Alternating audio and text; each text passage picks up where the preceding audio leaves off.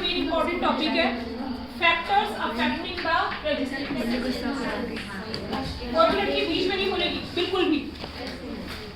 Factors affecting resistance. अब आप सिर्फ बोर्ड में देखेंगे और कहीं भी देखेंगे। First of all, I have told you that the resistance is denoted by the capital R.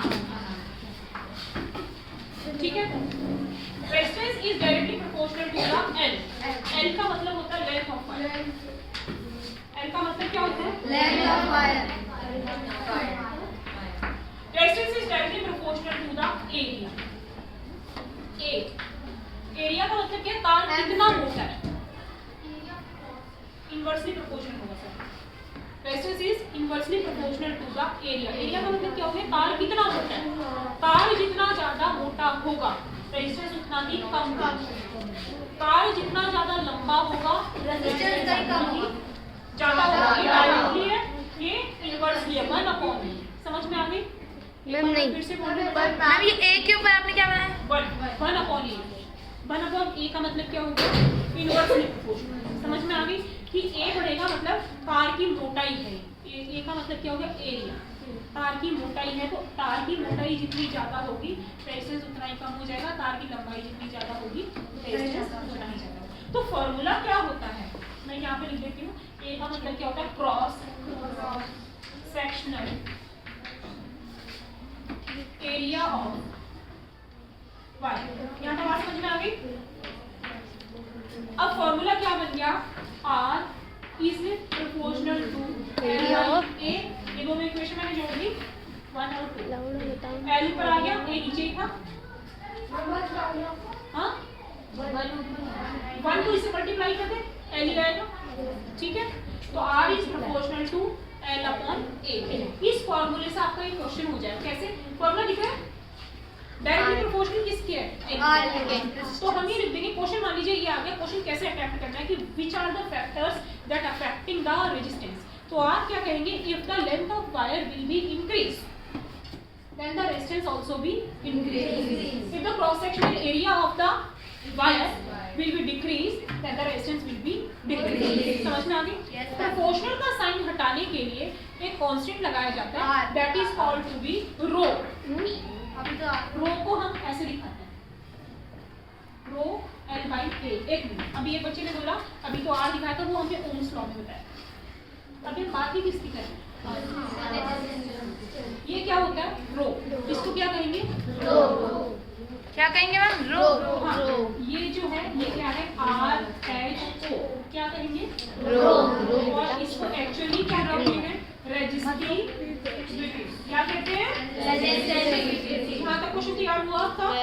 Factors affecting the resistance.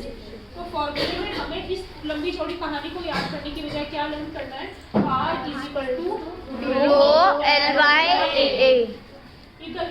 Question कैसे आता है? क्वेश्चन कैसे आता है सुनिए।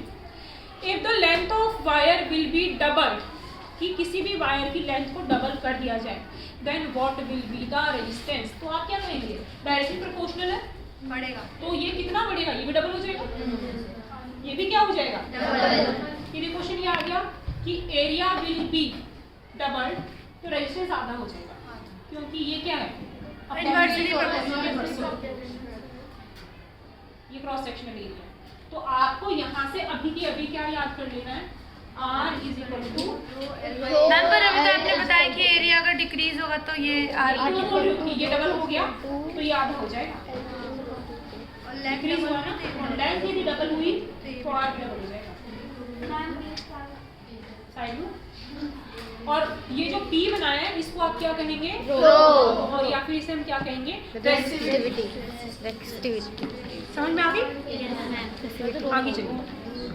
रो ही लो, रो लो। कितनी गंदी राइटिंग है।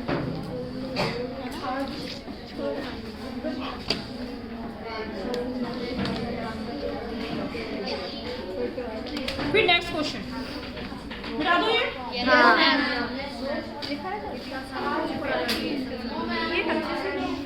मिटा दो मैम, हो गया। लिख दो। हाँ, अरे कितना लिख एक लास्ट टॉपिक बता रही हूँ मैं चैप्टर नहीं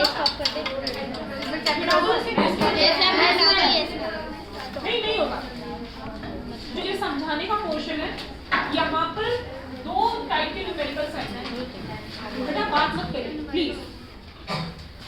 रेजिस्टेंस इन सीरीज, नाम सुना है इसका? रेजिस्टेंस इन पैरेलल,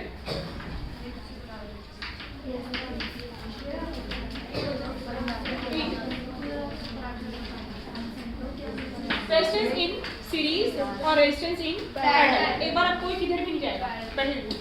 सीरीज का मतलब क्या है? लाइन वाइज इस तरीके से, और पैरेलल का मतलब क्या है? इस तरीके से। समझ में आ गई? रेजिस्टेंस का वैसे लिखा, समझ में आ गई? अब इन दोनों के हम फॉर्मूले निकालेंगे, तो कैसे निकालेंगे कि यहाँ पर जितना भी वोल्टेज काम कर रहा है, टोटल वोल्टेज को हम किससे दिखाएंगे? V से। V इक्वल टू IR निकाला था ना अभी हमने, तो V इक्वल टू क्या हो जाएगा? V1 + V2 + V3, ठीक है? V की वैल्यू कितनी होती है? IR, तो V1 की कितनी हो जाएगी?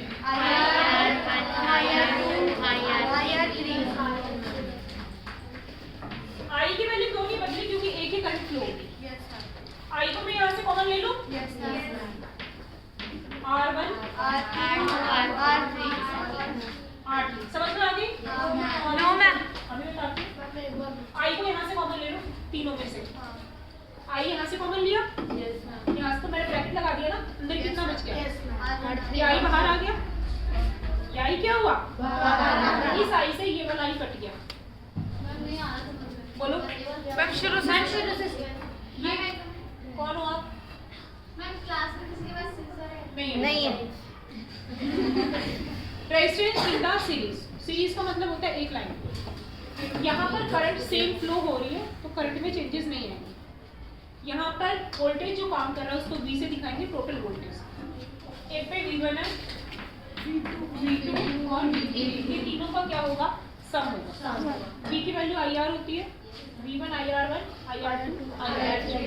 I कॉमन आ रहा है सब में, कॉमन बाहर ले लिया, प्लस में है ना, कॉमन लेते हैं ना मैथ्स में, और ये IR, इस I से ये I कट गया, तो फॉर्मूला क्या आ गया? R equals to R1 R2 R3। ये किसका है? Resistance in series. ये किसका है? Resistance in series. सीरीज में। सारे बच्चे अपना एनालाइज करो कि आ गया क्या? फटाफट करिए। अब आते हैं इस पे, अब आते हैं इस पे।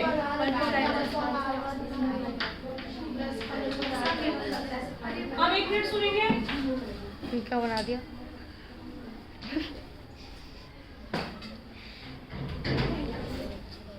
इनमें जो भी वोल्टेज काम कर रही है वो सेम है, समझ में आ गई? सीरीज में जुड़ा हुआ है। हाँ। तो जो करंट फ्लो हो रही है वो क्या हो रही है? अलग अलग हो रही है। उसमें करंट सेम थी और इसमें करंट सेम है। तो I, इसको मैं क्या करूंगी? I1, और इसको मैं क्या कहूंगी? I2। तो टोटल I कितना होगा? I1।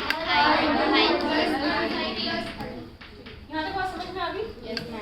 क्योंकि V = IR होता है, तो I = क्या हो जाएगा? V upon R।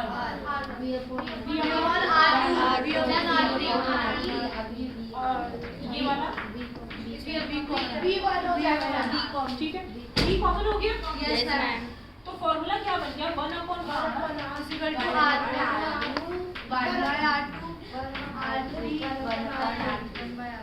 ये इसमें आ गया आपका पैरेलल में। कोई डाउट? No ma'am. तो ये सीरीज और पैरेलल, जल्दी कीजिए, इसको एनालाइज कीजिए कि आपको समझ में आ गया कि in the series R = R1 + R2 + R3, in the parallel 1/R = 1/R1 + 1/R2 + 1/R। बेटा ये आ रहा है, इलेक्ट्रिक फ्यूज डिलीटेड है, आएगा कुछ पता इस चैप्टर में मेरे पास ये डिलीटेड है 50%। वो डिलीशन वाला देखना।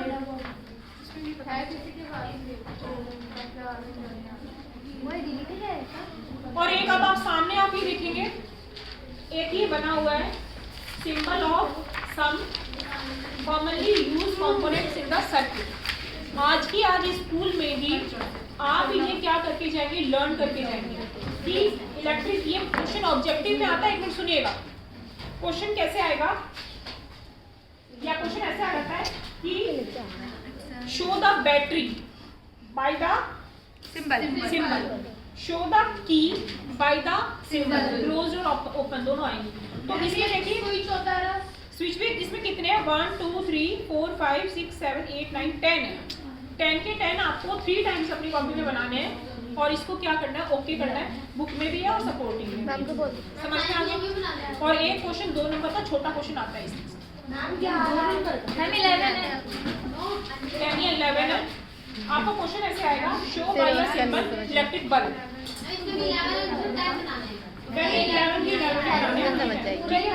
पता आपको बिना देखे ये आने चाहिए। जब भी नेक्स्ट क्लास हुई कल तो एनुअल फंक्शन है। Yes ma'am. हाँ अब हम आ जाते हैं एक लास्ट टॉपिक, आपका heating effect of the electric current.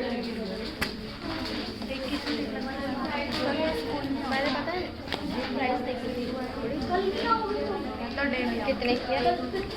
और एक होता है इलेक्ट्रिक फ्यूज।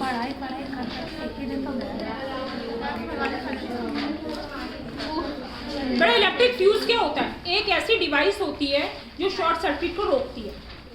समझ में आ गई? क्वेश्चन आ जाता है, एक मिनट आप मेरी बात सुनिए, छोटा सा थ्योरी का क्वेश्चन है। इलेक्ट्रिक फ्यूज क्या होता है, एक ऐसी डिवाइस जो कि किसको रोके, शॉर्ट सर्किट। किसमें? होम अप्लायंसेज में। होम अप्लायंसेज क्या क्या हो सकते हैं आपके, टीवी, फ्रिज, वॉशिंग मशीन। समझ में आ गई? अब इसके अंदर एक क्वेश्चन ये भी आता है कि फ्यूज किसका बना हुआ रहता है, तो ये किस का बना हुआ रहता है, कॉपर और टिन का। ठीक है। अच्छा, एक तीसरा क्वेश्चन ये भी आता है कि इसका अरेंजमेंट कैसा होता है, तो हमेशा ये कौन से अरेंजमेंट में होता है, सीरीज में। ठीक है। एक क्वेश्चन आप ये भी आ सकता है कि मेल्टिंग पॉइंट कितना होता है, तो आप क्या करेंगे, कम होता है, और इसकी जो करंट कैपेसिटी होती है वो भी कम होती है। तो मान लीजिए क्वेश्चन आ जाता है फ्यूज, तो फ्यूज के बारे में एक बार फिर से बोल रही हूँ कि it is a device that prevents the short circuit in the home appliances, जो शॉर्ट सर्किट को रोकती है। कई बार आपने देखा होगा कि एकदम से लाइट बहुत ज़्यादा आती है तो आप बोलते हैं फ्यूज उड़ गए। हाँ। और यदि फ्यूज नहीं लगा हुआ हो ना तो सीधी आपकी फ्रिज उड़ जाएगी। हाँ, फ्रिज में धमाका होगा, एसी में धमाका होगा, तो फ्यूज इतना ज़्यादा ज़रूरी है। तो इसका मेल्टिंग पॉइंट कम होता है, सीरीज में जुड़ा हुआ रहता है, कॉपर या टिन का बना हुआ रहता है। ये समझ में आ गई? तो ये पॉइंट्स आपको आने चाहिए। इसके बाद में आती है इलेक्ट्रिक पावर। इलेक्ट्रिक पावर में कुछ भी नहीं करना है। पावर क्या होती है, पावर समझ रहे? पावर हाँ, कि इलेक्ट्रिक पावर का मतलब क्या होता है कि कितनी एनर्जी आपने यूज की है। कभी बिजली के बिल पे देखना इलेक्ट्रिक पावर लिखी हुई है, तो इलेक्ट्रिक पावर को आप किससे दिखाते हैं, P से। और P equal to V by का मतलब बोलेंगे तो क्या हो जाएगा, अपॉन में हो जाएगा। तो पावर को आप किससे दिखाएंगे, P से, इक्वल टू VI। और V का मतलब आपको पता क्या होता है, IR इनटू I। तो P का एक फॉर्मूला और भी बन जाता है, P इक्वल टू I का स्क्वायर R क्यों दिया? 2 आई है ना। तो P के दो फॉर्मूले हमारे पास में, P इक्वल टू VI। मैं पेपर में कौन सा लगाएंगे, जिसके ऊपर न्यूमेरिकल आएगा। हमारे न्यूमेरिकल में करंट दे रखी है और एसएस दे रखा तो ये लगेगा, पेपर में किसी वोल्टेज दे रखी है तो ये वाला लगेगा। ठीक है, समझ में आ गई? एक बार के लिए अब आप बताएंगे V क्या है, R क्या है, फॉर्मूला क्या है पूरा, VI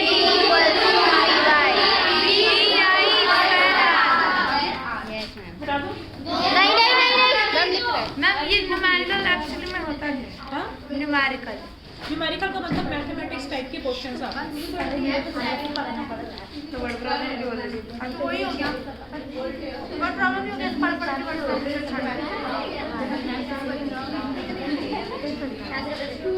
बैठती थी वही सही थी। क्या करें, मैं कैसी लग रही ये अच्छा है। एक बार थोड़ा सा सुनिए, लास्ट टॉपिक असरिया सुन ले। एक heating effect of the current, गर्म होना। गर्म किस किस में चीज होती है? हीटर में, प्रेस में, है ना, ओवन, माइक्रोवेव में। तो यदि क्या हो, एक मिनट बेटा, इलेक्ट्रिसिटी जो है वो रजिस्टर हो जाए तो करंट का फ्लो तो होगा, करंट का क्या होगा? फ्लो होगा। और वो फ्लो होकर के करंट उस तरीके से फ्लो नहीं होकर के उस डिवाइस को क्या कर देगी?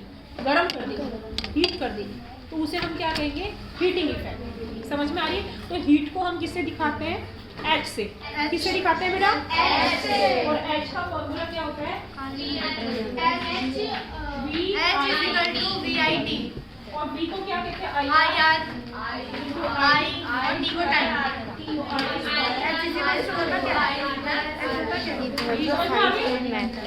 अरे बात समझ में आई?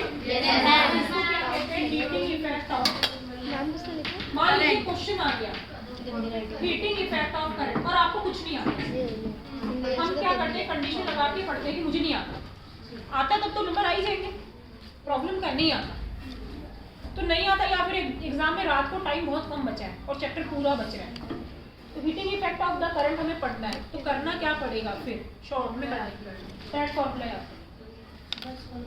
हाँ, एच को फिर वहाँ पे एग्जाम में आ गया क्वेश्चन, हीटिंग इफेक्ट हीट बता देंगे, V वोल्टेज हो गया, I करंट होगी, D हो गया, और इसको डिवाइड इस तरीके से करेंगे। V इक्वल टू क्या होता है? I/R और I का I और T का T, तो बदला क्या बनेगा? I square R। समझ में आ गई? तो the chapter is Over. And our syllabus is Over. ठीक है, एक क्लास हो गया।